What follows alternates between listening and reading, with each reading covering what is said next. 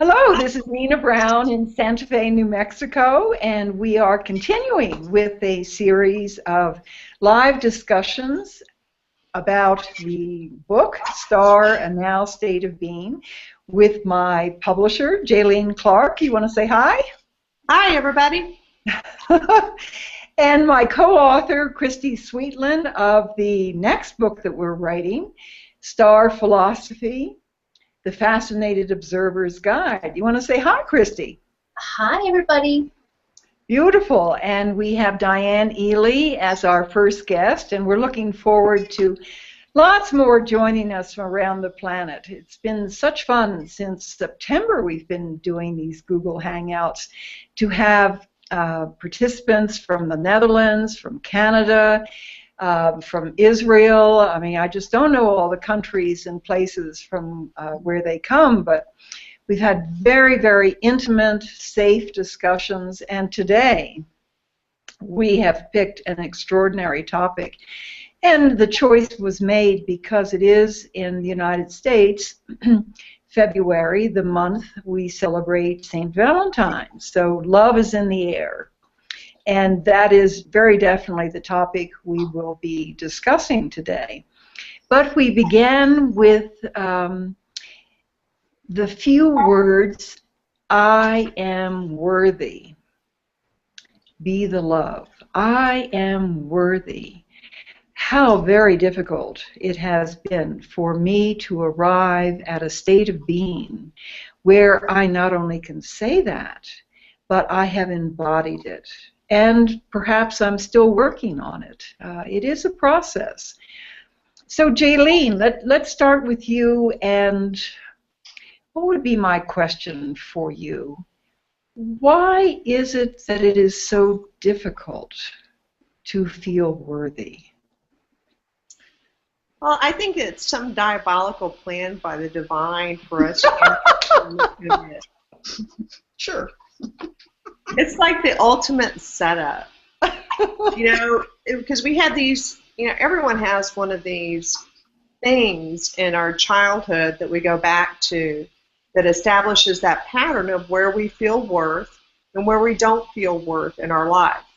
And then it's very simple from there. We spend the rest of our life trying to get past that one event that happened to us that created that whole dynamic.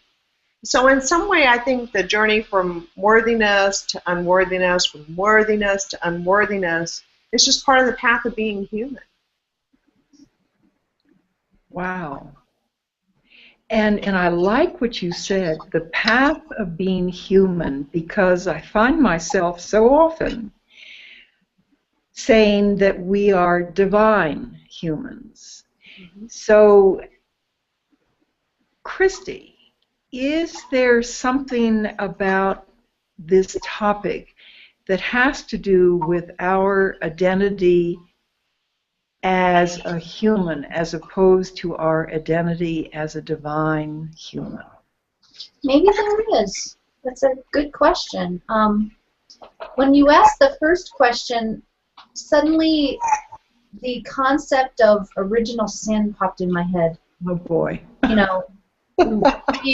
Being raised Catholic, that was a very real concept for us, the concept of original sin, that we entered kind of dirty. Oh, good. And that's something we think about as we're little kids, and we go through all of the stages of the Catholic ritual of trying to get rid of that dirtiness. And I kind of like it in this moment. I haven't thought about that for 20 or 30 years, but in this moment I kind of like that as a metaphor for, it seems like it's something we all have in common. We all have our own process in finding our own worthiness, and that's kind of what the human experience is all about, isn't it? Yeah, Christy, I've got a question for you now. That's really interesting link that you made instantly in your mind. And so I'm wondering, if you went back into the garden and you're plucking that apple, what if that apple, by tasting the apple, you would know your worthiness and unworthiness? What if that was it in a nutshell? What if that was it? Yes.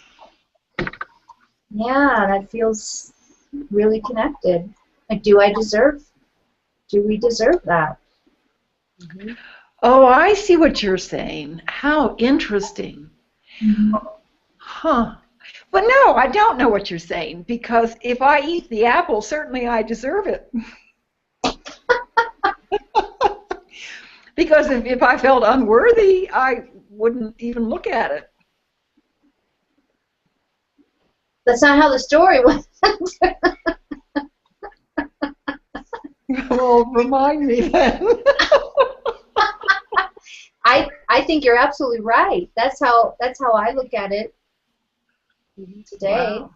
Yeah, and then if we look at the lineage that follows after that, back to the idea of what happens with our children and worthiness or unworthiness. What happened with Adam and Eve's children? Well, there was the story of Cain and Abel. One brother killing the other brother. And, the first story of sibling rivalry, so to speak. So there's something that's just really very innate to the human being. It's almost like it's just going to be part of the journey, this whole episode of being able to experience whether I'm worthy or I'm unworthy. And then we've got this like little list that goes along with it of, okay, well, I'm worthy of this because I did this. And it's that whole thing we were talking about a week or so ago, Christy, was the pattern that runs in our head of if I, then I. If I do this, then I can do this. If I learn this, then I am worthy of telling other people about this. So it's the if I, then I. We're back to that again. Yeah. So I guess the aha that I've had while pondering this broadcast, could it be as simple, and maybe I'm restating it, as knowing and accepting that we are sovereign beings, that we are an individual aspect of all that is, versus our not accepting that? Because when I'm in the full acceptance that I am part of the one consciousness, how can I be anything but worthy? Mm-hmm. So it is my identity with less than that that is causing all of these questions. Does that feel comfortable, Jaylene? Well, it does feel comfortable. It's identity, it's our personality, it's our persona, it's the experiences that we've had up until this point that determine our ability to feel worthiness in any given moment in our lifetime. But I think once we exit the body, that it becomes it's not even relevant any longer once we are back in that original state that we come from. I just can't see hanging out in the spiritual realm, outside my physical body going, hey, do you think I deserve this? I mean, I just don't see that being part of it. Maybe in some wonderful comedic movie, but I don't see it even being relevant anymore, but yet it's so relevant to us now. It's like, I feel like we're walking through these stages of evolution as beings where we're visiting some of these things that we've carried along with us for the whole history of humanity and going, I just don't think we need that anymore. And worthiness or unworthiness is one of the things. Because then, in order to be worthy or unworthy, we have to backtrack that one more level and go, I have to judge myself. If I judge myself, then I can determine if I'm worthy or unworthy. But if I take away the ability to be able to judge myself, it's irrelevant. Christy, do you think that what we're talking about is the different octaves again? I think it is. It's making that quantum jump into the dimension where we exist as our spirit self. I think it's really hard for some people to accept the concept of human divinity, because there is it seems like there's a default of, oh God, I can't even look at that. I can't even go there, and it's hidden behind the concept of blasphemy. You know, all sorts of things that are just not, they're untouchable. And yeah, I think when you make that octave jump into that place where the hierarchies disappear and we realize that we are all coming from a place of oneness, then it seems very natural. So I guess one of my questions, and Diane, can we bring you in now on this discussion? And maybe I'll ask you the question. Who is it that feels unworthy? And I'll give you the answer. Well, that was an easy one, Diane. Thank you. All right. Next question. I think it's Nina that feels unworthy, and that's not who I am. For me, that's how I'm expressing. So it is the ego personality, and I think we're just saying the same thing over and over again here. It is the ego personality that feels unworthy, and not my wholeness, and not my divine humanity, not my sovereignty. And of course, that's why we're writing all these books, is to share the beyond the knowing, the accepting of the answer to my favorite question, who are you? So Diane, since I asked the question, answered the question, do you have a question?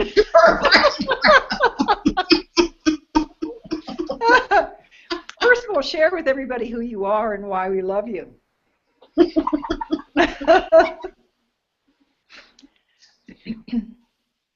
Well, this topic was interesting to me because I realized not that long ago, a few months ago, that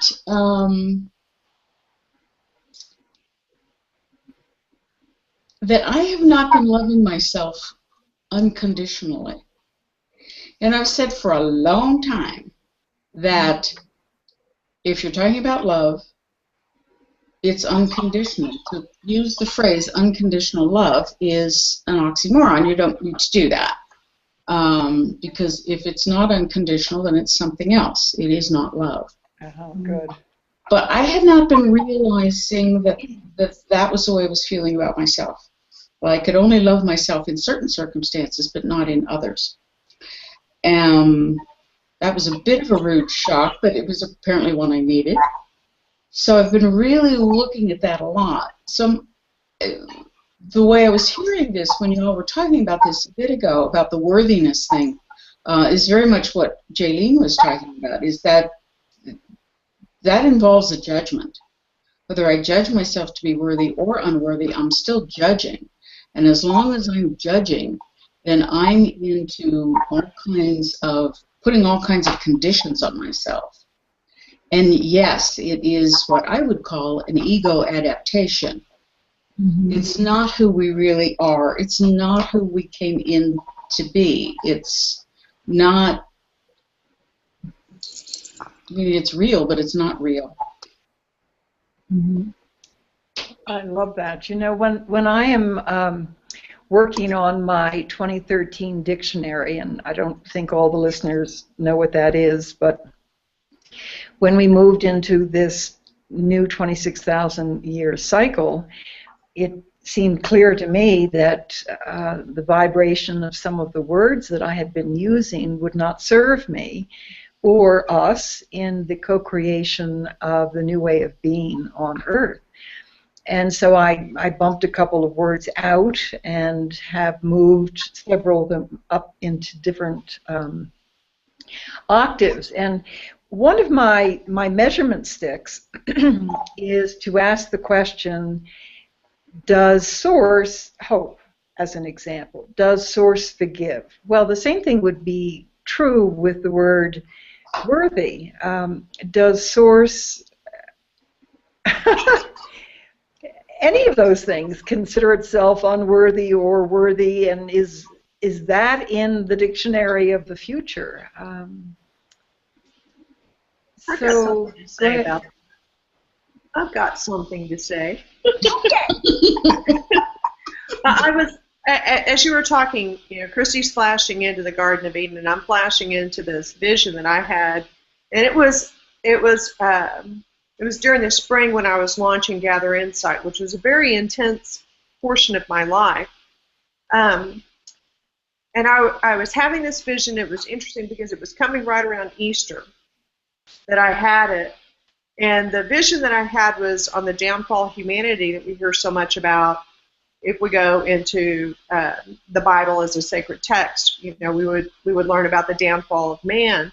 And the vision that I was getting was that after the downfall occurred, that the divine had sent in these beings, these angelic beings, these messengers from God, to get the people who had fallen, because they had fallen into this pit, into this sludge that was on the planet, and they fell asleep.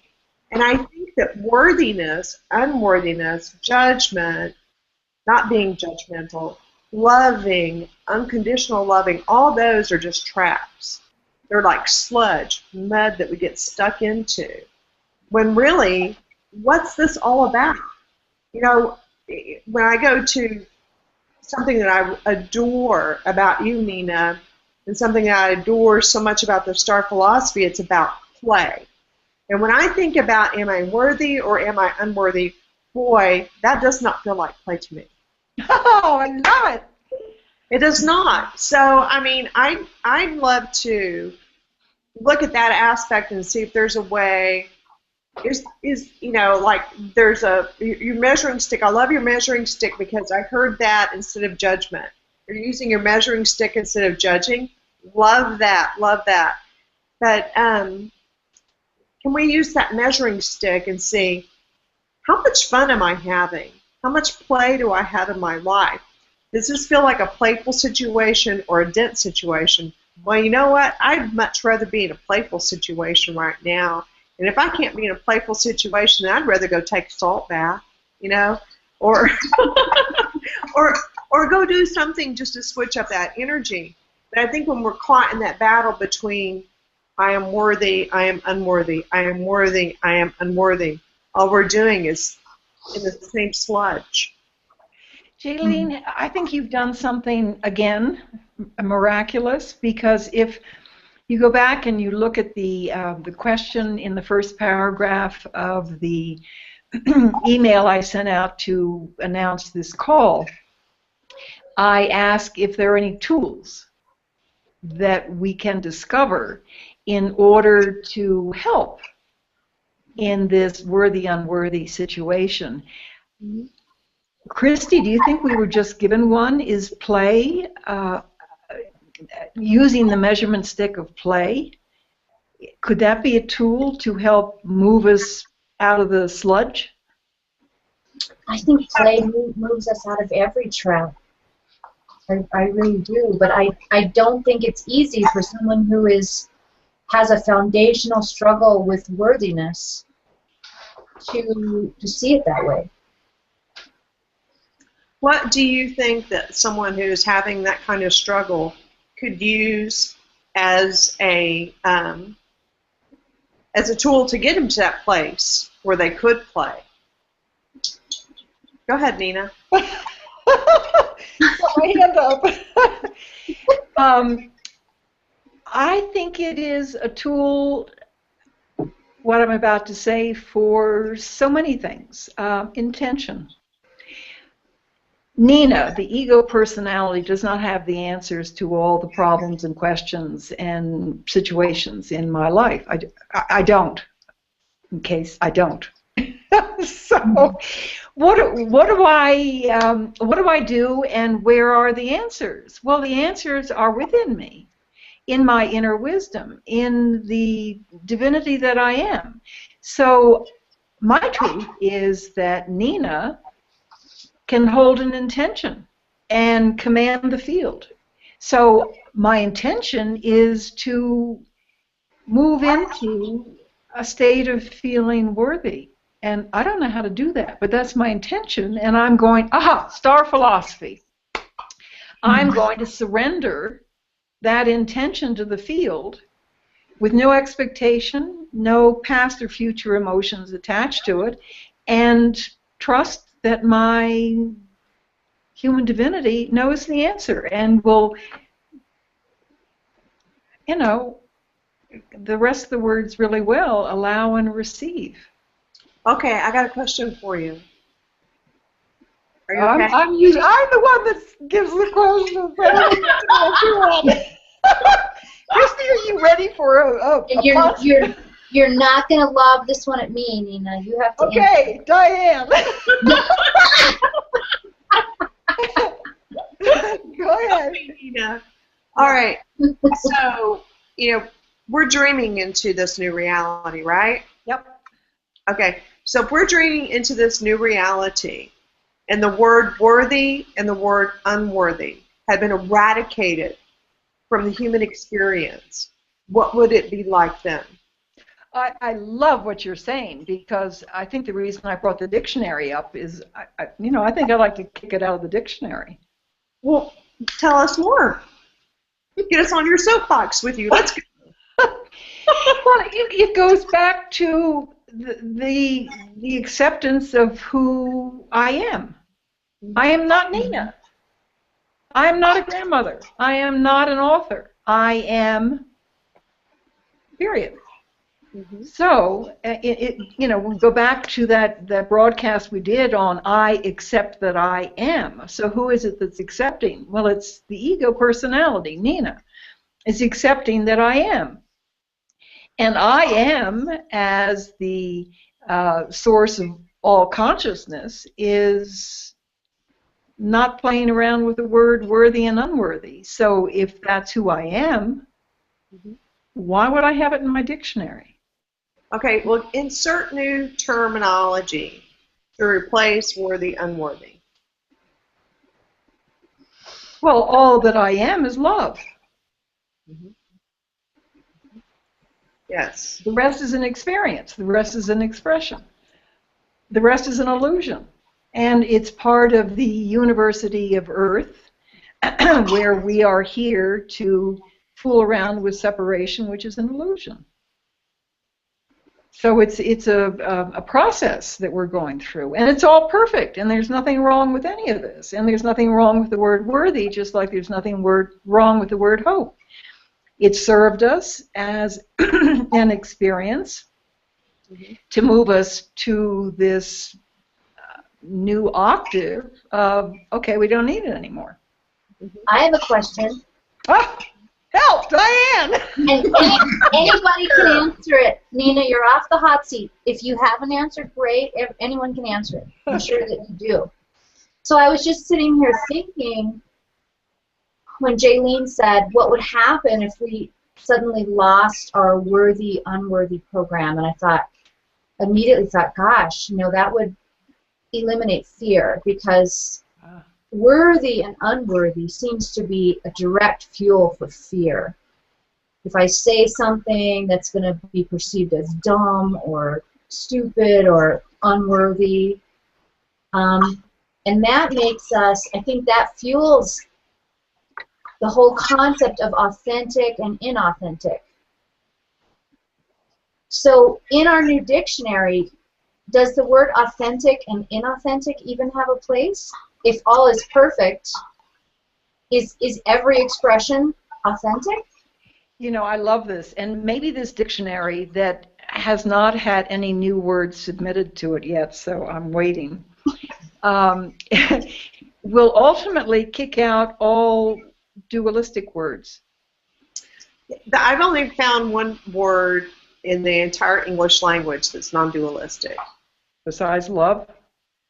Love's still dualistic, because you can imply unloved at the same time. Okay, good. The only word that I found, so this is really tricky. The only word that I found is music, because music contains both sound and silence. There's silence between the notes, and there's sound present in music. So it's the only term I've been able to identify so far that couldn't go either way. So how do we create this whole brand new language? Well, you know what you've just done? You have created a book that is one word long. Right, right, right. It's about, the space in between the notes. Beautiful. Wow. So, Diane, do you have the answers to all of this? No, I'm just here sitting here petting my cat, who could really give a rat's behind about any of this. So Diane didn't tell anybody who she is. Diane Ely is one of Jaylene's beloved authors. So you want to put a little commercial in there about the title of your book? Your Creative Soul. Beautiful. Amazing. And we should read it because it's time to get to know your creative soul. And the book's going to show you how to do that and enjoy yourself and have fun with it. I love this. We now have commercials on our broadcast. Yes, thank you very much. Available from the back seat of my car. No, from the Gather Inside website. I think Diane's being too humble. Diane, tell them what your degree is in. Which one? What? See? Sorry. Okay. Well, just tell us Which one? degree you're in. Go on, honey. Go ahead. Okay.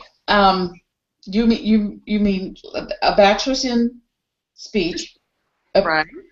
master's in government press relations, and then a PhD in behavioral science. Yes. Yes. And she's a stand-up comic as well. Yes, she is. She does improv. I do comedy improv. That's true. But she's not improving very much for us today. No, Okay, my real PhD I'm still working on is on patience, humor, and detachment. Did you mean that one? Well, any of those will do. Okay, fine. Well, Diane's the author of several books. Your Creative Soul is the latest one that she has out. She also, you might know her better from the Woman's Book of Creativity that came out in the mid-'90s and was published by Beyond Words Publications, or Publishing. So she's been around for a while. She's a creative guru.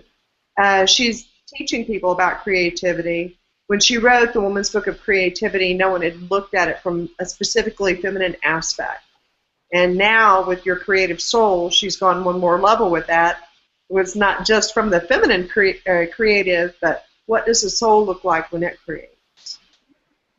Mm-hmm. You know, Jaylene, we're a little off topic, and I want to stay there for a second because I think it's so interesting to me what makes you a visionary publisher. When we went to Ohio to the conference with all of your authors, Mm-hmm. I've been at conferences with publishers before, and usually it's a table with books on it and somebody like you standing behind it selling books and taking orders. But you did it totally differently. You had a table per book with the author behind the table. So for me, it was the living book. Mm-hmm. So Diane, behind the table of her book is the living book. And Nina, behind the table of her book, is the living book. It is breathtaking. And in October, when we go back, I think we're going to have a whole wall full of tables, which means we're going to have a whole wall full of living books. And it's just something I just had to digress on because I've never seen anything like it. So I really, really, really commend you. Thank you. Thank you. I love what I do. And every step in my life has been a preparation for where I am right now. So not everybody gets that. You know, not everyone hears that call and answers. and it takes an enormous amount of courage to do that. And it becomes so ordinary for me, which is really strange because it does become very ordinary to me. Other people see it as extraordinary, and I see it as I just took another breath, you know? And that's what it's like for me with everyone that I work with. Everyone that I work with, they have something very extraordinary to share. And so the ability has been given to me to be able to kind of push that out a little bit more. Well, and staying off topic, Christy is in knee deep in becoming the living book. Would you say that's true, Christy? Oh, absolutely. Yes, yes. Christy's name for the book is The Fascinated Observer. So this process of becoming a fascinated observer is quite fascinating, isn't it? Well, and Jaylene, the thing is that you are living them all. Yes. And you're hot into living the book we're writing right now, the S.T.A.R. Philosophy, Fascinated Observer's Guide. So getting back on topic, the second half of the title is Be the Love. And I just want to share with you where that came from. For me, I was moving, as we all did, from the old paradigm to the new, the last 26,000-year cycle to the new one.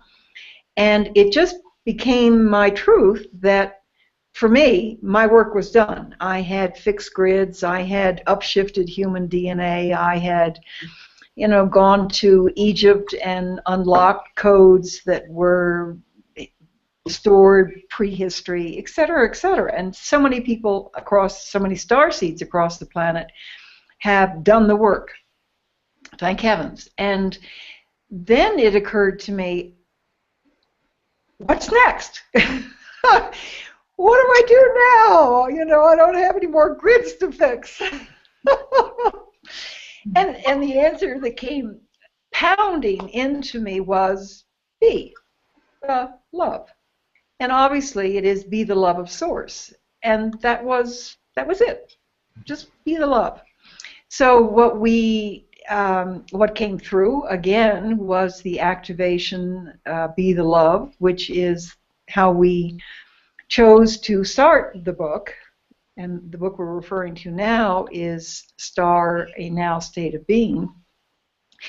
And I think Jaylene was just brilliant when you placed it at the beginning of the book. And well, why don't you explain what your rationale was? Well, my rationale was, it was such a powerful statement that instead of an introduction to the book, I wanted to take people directly into the frequency that was love.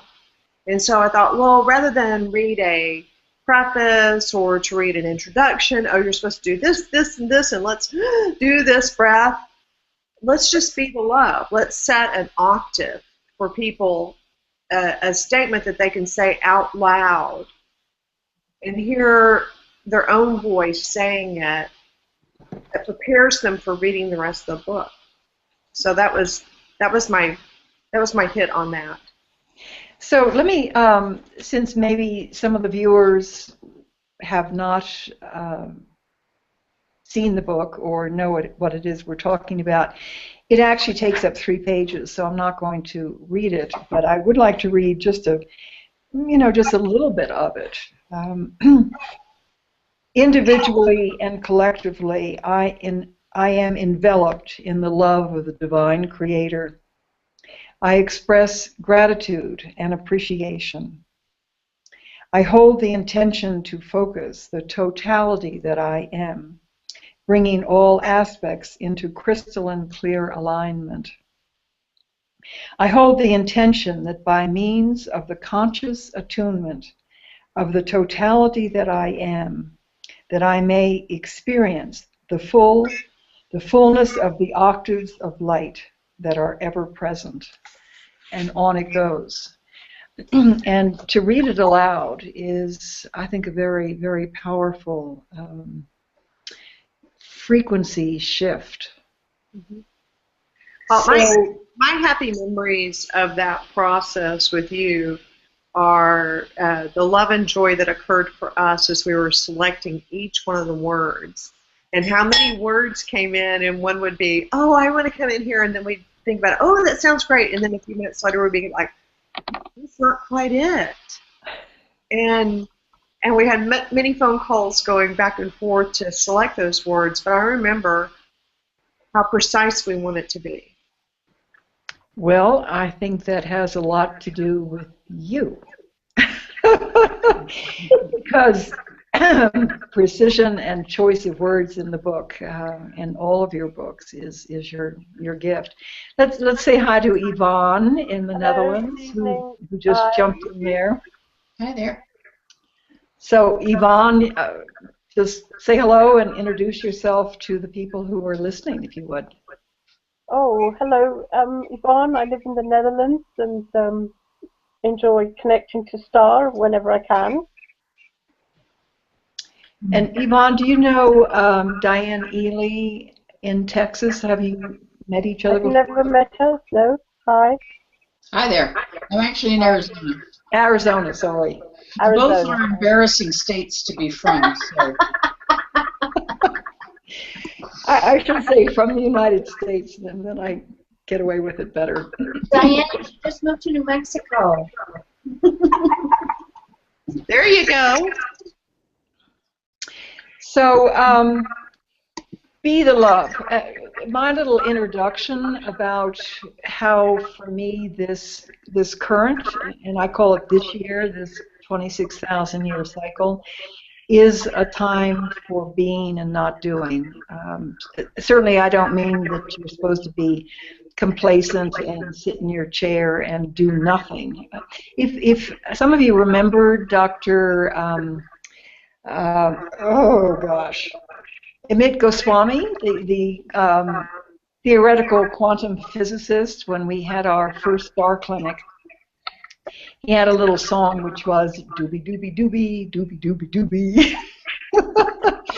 which I just love. And his point, I hope I quote him properly, was that we cannot be in a meditative state 24/7.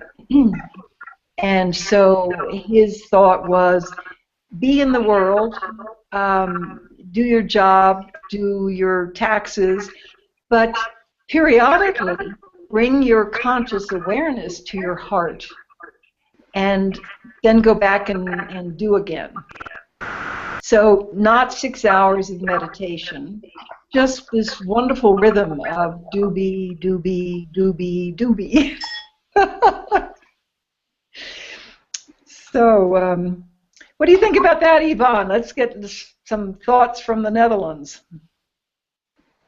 Well, a part of my yoga training was that they called it practicing the presence of God, to actually keep part of your consciousness inside of you all the time. So in that sense, it's not a meditative state, but it is an internal awareness state that you can actually develop and concentrate and love God all the time if you choose to. So just want to throw that in. Beautiful. Christy, you have a thought on that?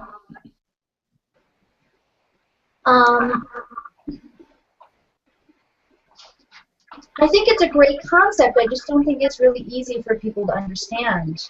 What does it take to just, I think it's great to sit here and talk about, have the intention to do this, but I don't think it's easy for people to understand how to do that. And I do see a lot of people struggling right now with making sort of the third to fifth dimensional jump, and sort of feeling like there's one authentic them, and that they're really not expressing at that octave. So I like this in that it's like it's an easy concept to say, let's get rid of duality. It's really, I don't think that easy for people to make that jump. I love that, and of course that's why there's a chapter or a section in the book called Simple but Not Easy, or I guess that's what we called it.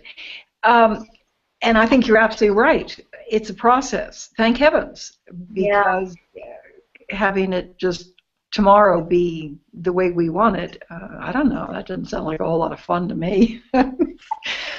I love Diane's book, Your Creative Soul, because I think it's a lot of that is really connecting with who we are on a soul level. That we're not our roles, we're not Nina, we're not the grandmother, we're not Christy, the coach. You know, it's about Amit's word about, you know, just doobie. It really is about sort of just letting go, and just rather than beating ourselves up for not being authentic or not having the qualities that we want, just really connecting with loving how we're expressing in the moment. And I also think that's what S.T.A.R is all about.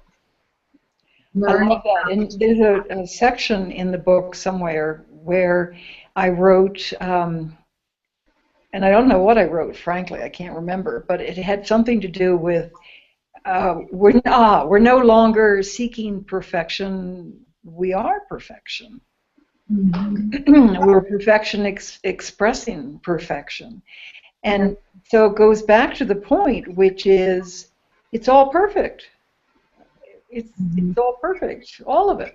The process of thinking we're unworthy and moving into we are worthy, and then moving into wherever we move into, it's all perfect. And so I think it starts with compassion, and only when we learn how to honor ourselves with compassion, because believe it or not, some people have a hard time saying that they have self-love. I've worked with people who can't connect with that and say, don't tell me I need to love myself, because I don't connect with that. And you know, so what you said earlier about intention, setting the intention. Okay, so maybe I don't know how to love myself in this moment, but my intention is that I open to that. Bingo. And I think that the first step is compassion. We can have compassion for ourselves, we can have compassion for any being, no matter how we are internally judging, because when we don't love ourselves, we're judging ourselves. And it's really easy to say, let's just not judge, but that's more, you know, a lot of people aren't there yet. Different octave. Mm-hmm. Yeah. But again, we can have the intention. Go ahead, Jaylene. Well, the other thing about being there or not being there, it's, you know, it's that old saying, enlightenment is like arriving and arriving and arriving and arriving. You know, it's like that with self-love as well. Because one moment we might love ourselves, the next moment we might have something go on and we're just not even able to connect with that. One moment we might be able to love other people, and the next moment something happens that makes it very difficult for us to love that individual. It's a moving target. It's a constantly moving target, I think. You know, I think there's one piece of it that maybe we can discuss, and it's the difference between choosing subconsciously and choosing consciously. I think for me, I'm seeing a lot of the star seeds moving into a more choosing consciously state of being.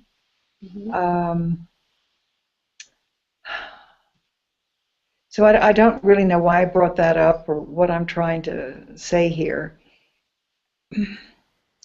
Yes, I do. What is that word? Oh, golly. I have to read my own book anyway. There's a word in the book somewhere, and it came from Dr. Joe Dispenza, and I can't remember. Anyway, it's metacognition. Metacognition, maybe that's it. It's the human's ability to observe oneself, and I don't know if dogs can do that, but Nina can observe how I behaved at a certain event.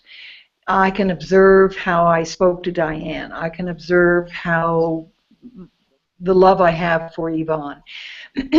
And once I make that observation, then I have the subconscious or the conscious choice of what I want to do next. So more and more moving into the conscious choice, I think, is where I want to go. And that's my intention, and that's my choice, is to be consciously making the choices. Maybe Okay, I've got a challenge for you with that concept. Yeah, go ahead. Tie in play with conscious. How would that look? And you know, one of the things we talked about on our weekly book creation call with Christy is that there's more than one definition of play. And the definition of play that I have been using is living in the now moment. So sticking with that, since I wrote a whole book about it, I guess I probably should. Being in the now. So if I am consciously choosing, it would be without expectation or emotions from the past or the future, wouldn't it? Well, I think that we can intend for that to be, but right now, as a human on the planet, I think it's very difficult to not have those things enter our being as we're making those choices. Mm-hmm. We still have some external baggage to carry around, and I don't know about you, but sometimes it feels like I should have rollers on that suitcase, and I don't. I'm just kind of schlepping it along with me. So I think there's something that occurs in the middle of that allows us to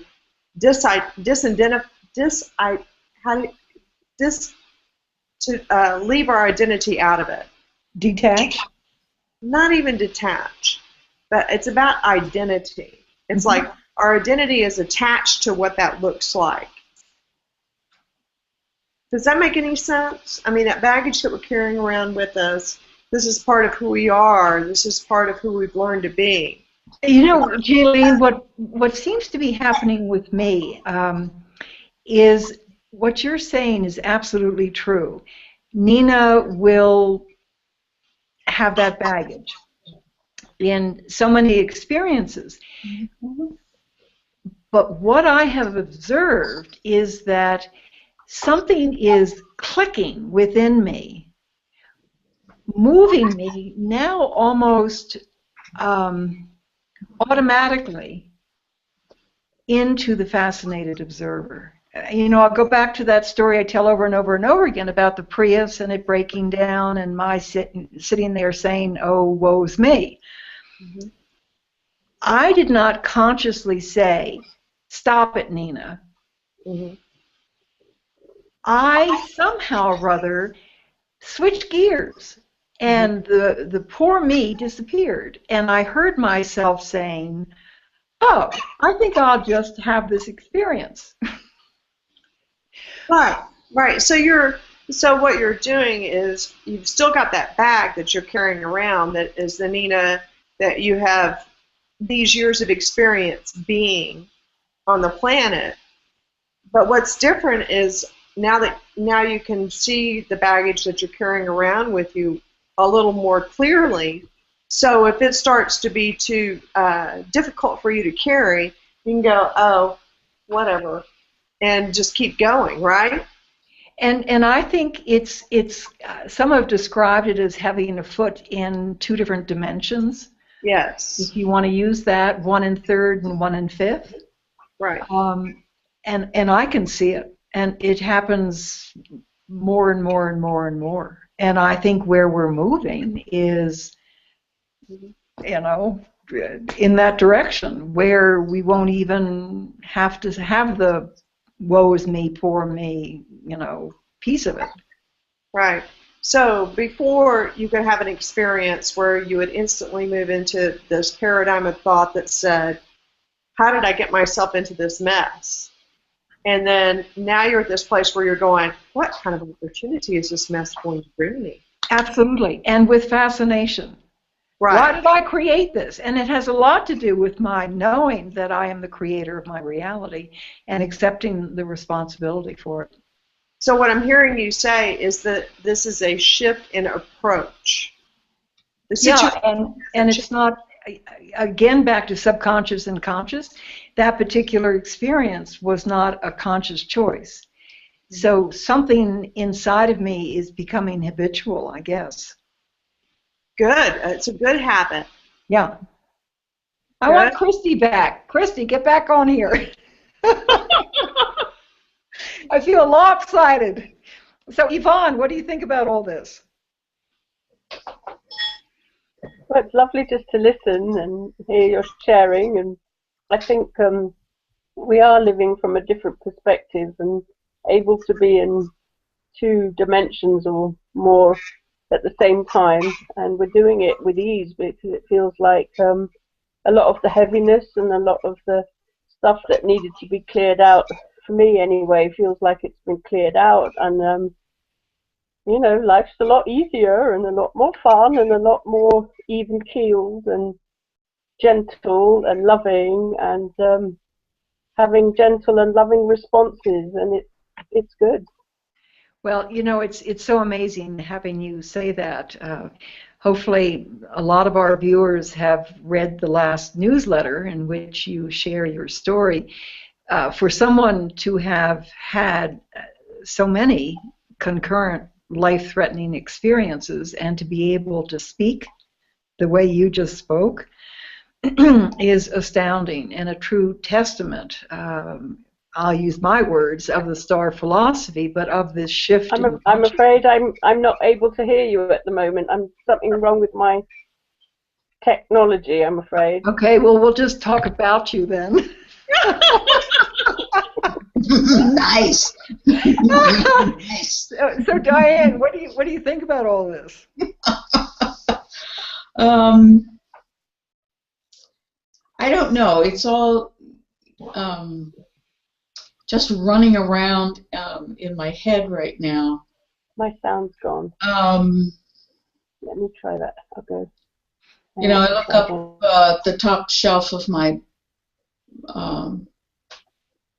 desk, and I see Walter the farting dog, and censor. Bleep, bleep.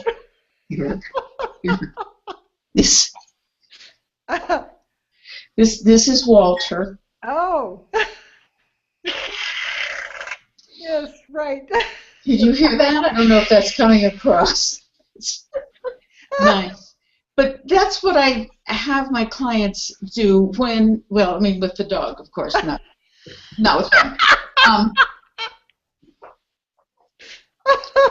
When they're getting entirely too serious. And so, see, that's what I wanted to do. I just wanted to make you laugh because I thought it was getting entirely too serious. Oh, no, I really think we have to laugh our way through this evolution. If we don't, we're just dead in the water. Yeah, just dead in the water. And I mean, yes, it's really good to have people to, you know, talk about these concepts and so on.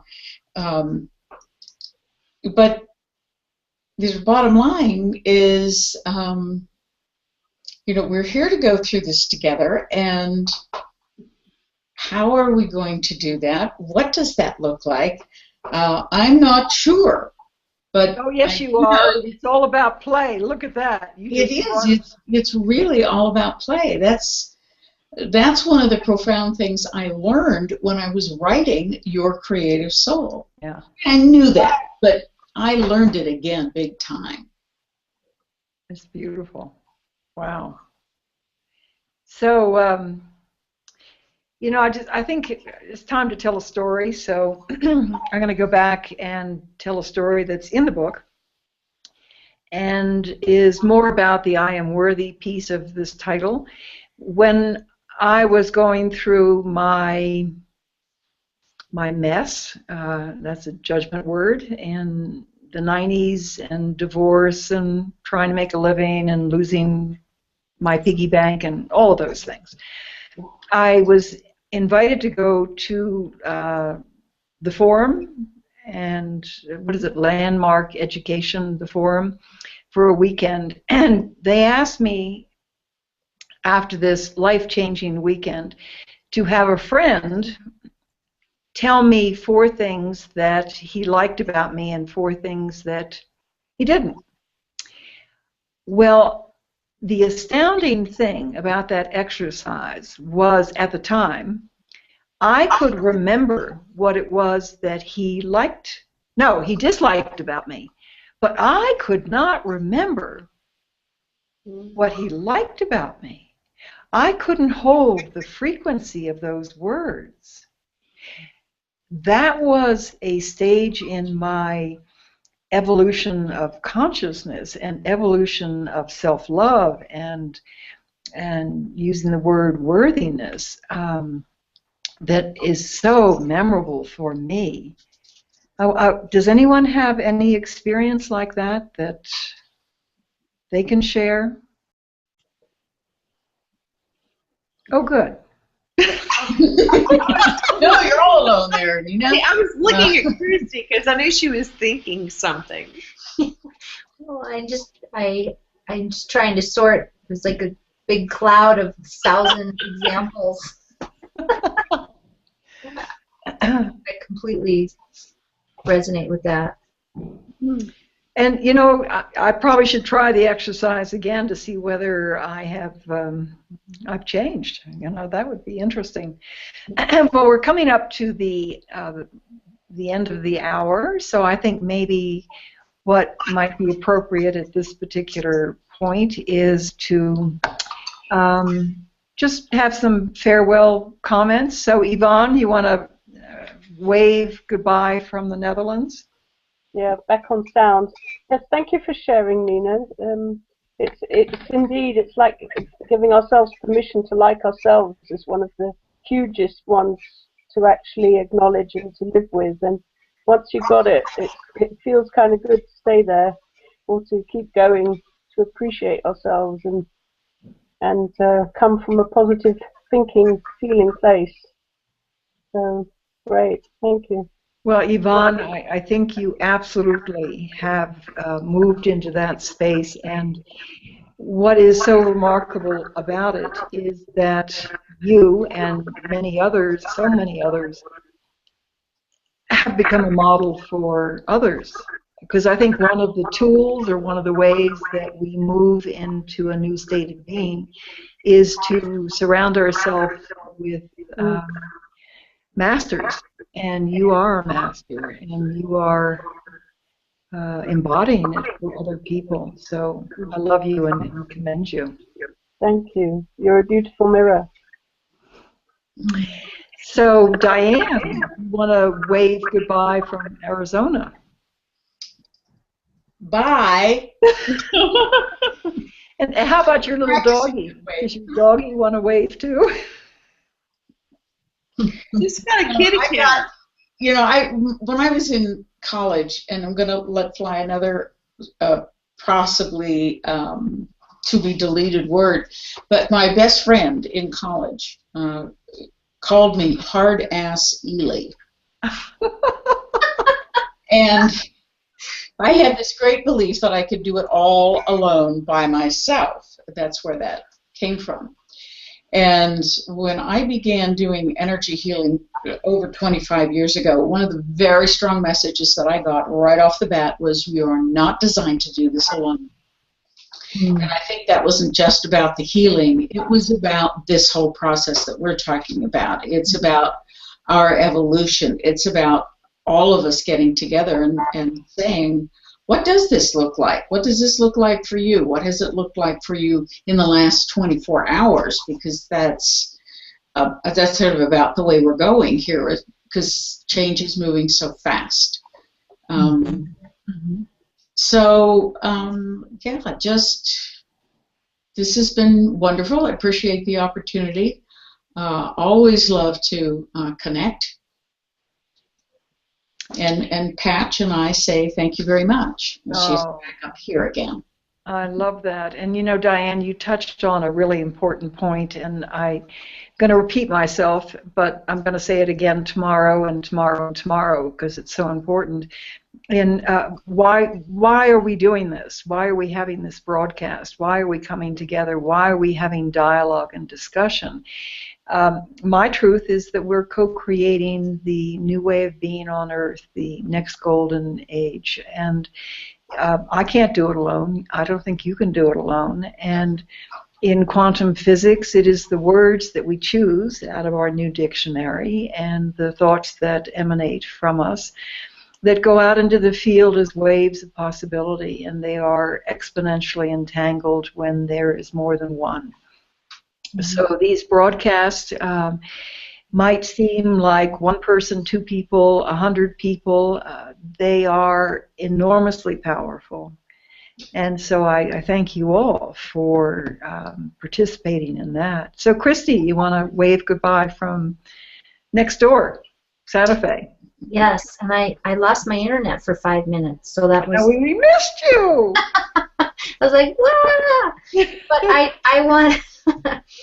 I just want to thank everybody because I think I think that you all brought up some really good points, and, you know, in a nutshell, reminders that this time is about keeping it light, keeping it fun. And I loved it when Jaylene said, you know, at some point we just have to decide we've arrived. Just make the declaration. We're here. It's not a struggle. We've arrived, and from this foundation we build. So just great reminders, and just glad to be here. Love you all. Beautiful, Christy. I love that. And play, play, play. Christy's in the midst of writing a chapter on play, dreaming, and manifestation. And what was the first line in that paragraph about play? I never thought the concept of play could so thoroughly kick my ass. I'll drink to that. And then I quickly followed by saying, thank heavens you wrote that and not me, because my mother would roll over his grave. Well, for whoever hasn't seen the Lego movie, mm-hmm. I consider it a spiritual film, and wow. I think everyone should see it, and pick out who you are on any given moment, because it's a great movie about subpersonalities and psychosynthesis, and yeah, and it was an awakening for me, so wow. Which is another advertisement. Really take the kitties and tell me what you think. Wow, we can blog on it. What fun. So, Jaylene, how about a wave from Oklahoma? Hi. Bye. Oh. It's been a lot of fun today. You know, it's a very deep subject that we've gone into. It's not one that most people can go into with a light heart. So I'm hoping that there'll be lighter hearts from listening to the discussion.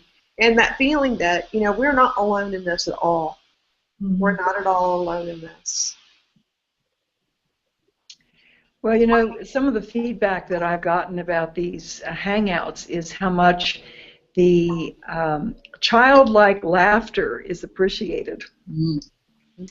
So, Diane, I think it's your point exactly, that we don't want to get too serious about all this. And I think we really have a good time on these calls. And on that topic, before I hit the stop button, on March the 18th, you're all invited back.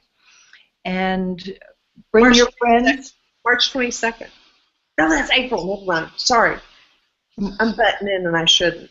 No, that's okay. Anyway, I'm going to be here on the 18th. How about you, Christy and Jaylene? Yes. Okay, and we're going to do the reschedule of grace. We had some extraordinary experiences over the past couple of months and had to cancel and move things around. So we've had lots and lots and lots of time to come up with some creative thoughts on what grace is and how it applies to the philosophy of S.T.A.R. So I look forward to that. And so, as I say in Belgium with my grandchildren, bisous, bisous, bisous. Bye. Bye-bye.